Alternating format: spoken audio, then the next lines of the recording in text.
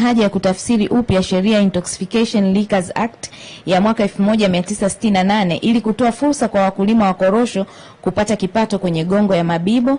Swali hilo limeelekezwa katika Wizara ya Katiba na Sheria na linajibiwa na Mheshimiwa Naibu Waziri Mheshimiwa Sagini.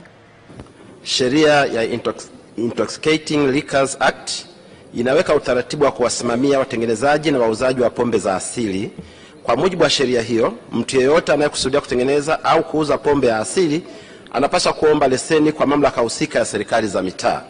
Aidha, kwa mujibu wa sheria hii, gongo sio miongoni mwa pombe za asili kwa maana ya local liquor kama inavyotafsiriwa katika kifungu cha 3 cha sheria husika.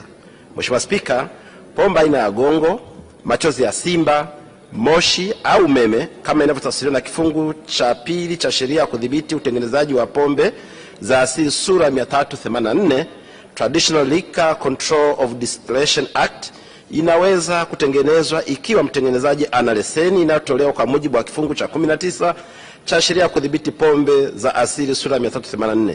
Leseni hiyo hutolewa na waziri mwenye dhamana ya viwanda. Aidha, ni kosa la jinai kuzalisha pombe asili ikiwemo gongo bila leseni.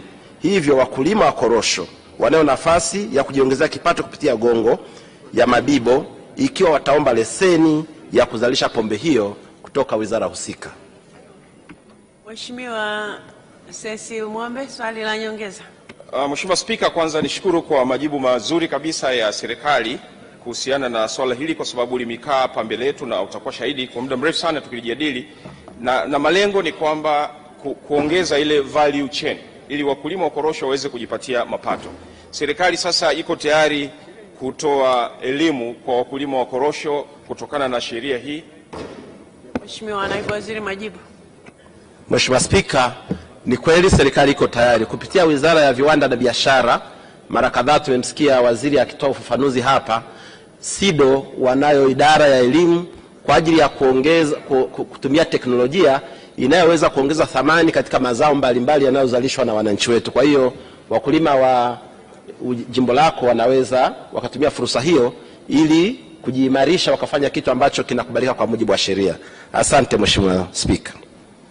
Mheshimiwa Naibu Waziri, asante sana kwa majibu yako kwa maswali ya Mheshimiwa Bunge. Wizara ya Mali Asili na Utalii, Mheshimiwa Zaitun Saif Swai, mbunge wa viti maalum, swali lake litaulizwa kwa niaba yake na Mheshimiwa Husna Sekiboko. Je, lini TANAPA watatumia vizuri fursa za misitu walionayo kunufaika na biashara ya carbon kama nchi nyingine zinavyonufaika? Swali hilo limeelekezwa kwenye Wizara ya Mali Asili na Utalii na litapatiwa majibu na Mheshimiwa Naibu Waziri